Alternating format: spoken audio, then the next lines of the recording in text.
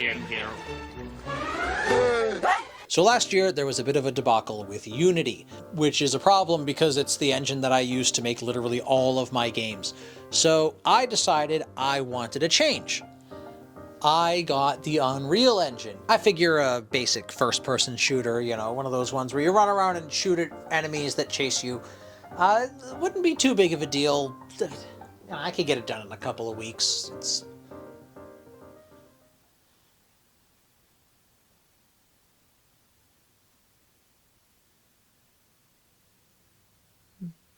Maybe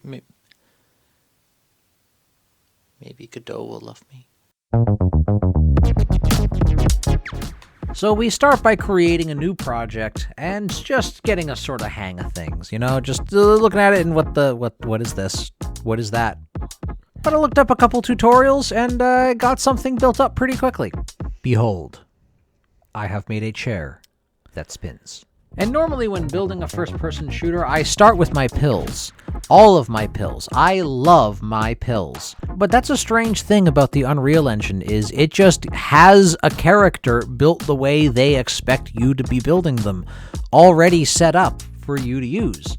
And look at that, it's got scripts in it and everything. Cool. I started by learning a little bit about how objects interact within the game, how to make scripts recognize each other and how they interact when they impact each other and all that kind of stuff. Of course, the very first thing I did was use this power to set fire to literally everything I possibly could.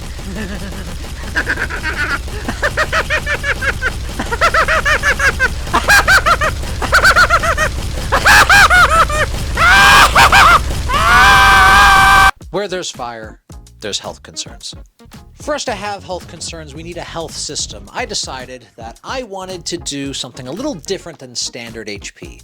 In this game, you don't have a maximum health of 100 points. You have a starting health of 100 points, and that goes up and down as the game goes on. Every time you get there's a bit of mold right above me, isn't there? Every time you grab a pickup or kill an enemy, you gain HP. Every time you're attacked by an enemy, you lose HP. I also decided to tie the HP system to pretty much everything else you do in the game. Movement costs HP, jumping costs HP, shooting your gun costs HP, so the entire game is one big cost analysis. And if you stand still, you lose 5 times as much HP as normal. I really don't like campers. I really don't like campers. But yeah, let's start with making a pickup. The life pickup is a pretty simple thing. When you run into it, you gain 20 life points. If you shoot it, you gain half that. And it works.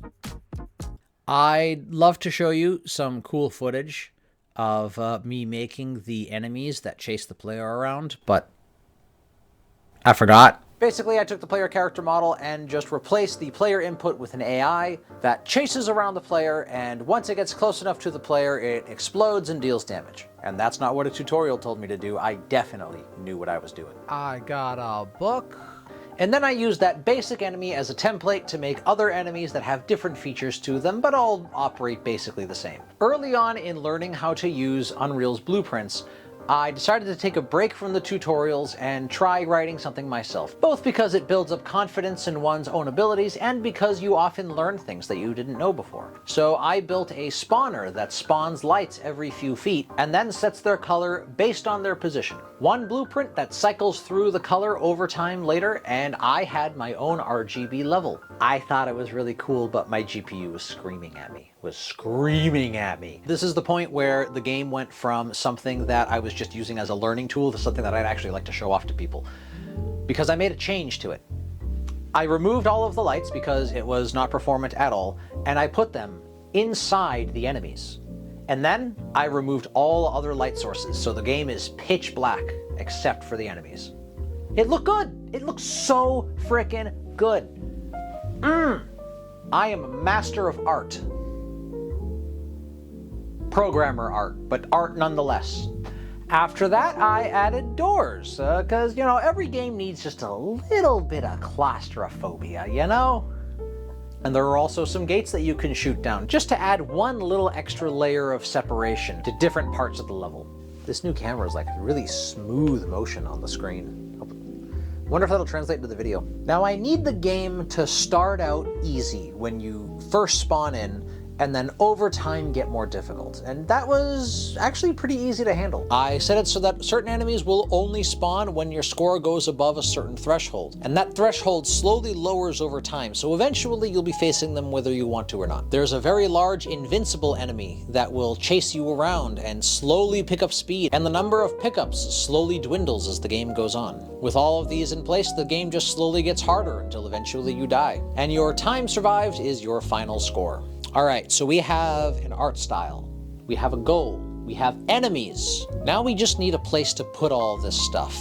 An area where they all interact together. A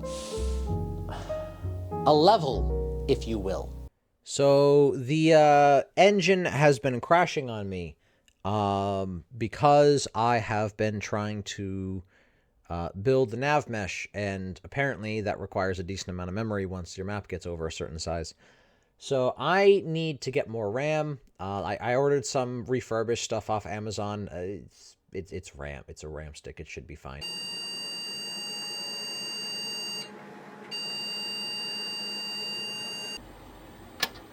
There we go. No more sounds.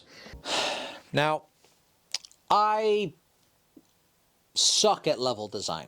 Just gonna get that out of the way. Like, genuinely, I hate doing it. I'm horrible at it. But I also usually prefer games that have pre-built levels over something that's procedurally generated. I kind of painted myself into a corner here, if I'm being honest. Before I film anything, I just need to turn this camera around because we need to confirm. Is he the goodest boy? Who's a good boy? You a good boy? Who's a good boy? We can make this easier for ourselves by splitting up the map. So the map is going to be, wow, this is a really bad marker. You can divide the map up into segments. Now, my segments is just a simple, okay, and then work on each part one piece at a time. We'll be doing a city map split into 4 corners. I figure a park, a stadium, a mall, some skyscrapers. Yeah, that'll work. Now let's spend the next month working on it, on and off, because I hate doing this. Palworld came out at the same time, and I have absolutely zero sense of self-control. I didn't even record that part. I'm just building my biz in Palworld. Next came the UI for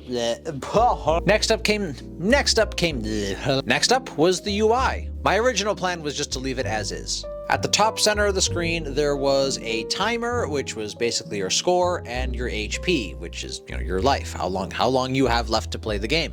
This worked for the most part, but you really couldn't tell what points you were gaining or losing from doing different things. So I dug into the Unreal Engine and found a way to set up a 3D UI. Now, when enemies die, numbers pop out of them, telling you how many points you got. Conversely, when you get damaged, you get an indicator saying, oh, hey, you just lost points for doing that. I thought it looked pretty good. It made the game a lot more responsive and made the player much more aware of how they were spending their points, and just made the game overall better. With the UI in place, all I really have left to add is some sound effects.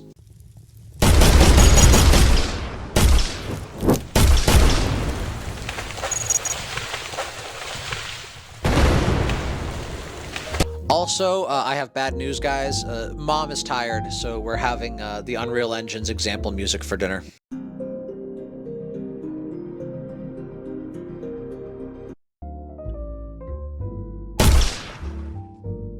And with that, the game is done. I tossed it on itch, and you can play it for free. Twitch makes you come up with a name for your game, and I couldn't think of one in the time, so I called it Liminal Dark. Because it's dark. It's not liminal though. It doesn't fit that description, but the name sounded cool, so I took it. It's mine now. And you can't have it. I'm not giving it back. So this project was a pretty decent introduction to Unreal. I feel like I got my hands into the engine enough that I can determine if I want to use it in the future or not, and I don't know if I do. Before I get into that, I need to thank Marcus Romero and Brendan Sewell. Without their guidance, I would be on drugs, dead, pregnant. So, okay, my opinion on the Unreal Engine. The engine is very opinionated. they want you to use specific tools to do specific things. They want everything done a specific way. I don't know if that's just how I learned it or how the documentation isn't written, but it feels like there's specific kinds of games that the Unreal Engine is good for, and it's difficult to make games outside of that if you use the engine. Like, it has a lot of specialized tools for setting up the AI and doing camera work and controls that, from what I understand, Godot doesn't have it, and from what I've experienced, Unity doesn't really have that. They don't have the tools at all. You have to build the tools yourself, which I think I prefer. If a project comes up that I think would be good for the Unreal Engine, I will use that, but for the future, I'm going to try learning Godot, and I have one project that I'm still working on in Unity that I want to just finish and throw out there. Again, it's going to be on my itch. Maybe I'll make a video about it. Maybe it'll just appear one day. I don't know. But yes, Liminal Dark is on itch. You can play it now for free. There will be a link in the description and maybe in the box up here or over here. I have no idea how YouTube does it or how my camera's too new. I don't know how it records things. For future reference, this is my left hand. This is my right hand. So we'll figure that out. Please like and subscribe this video and channel, or else.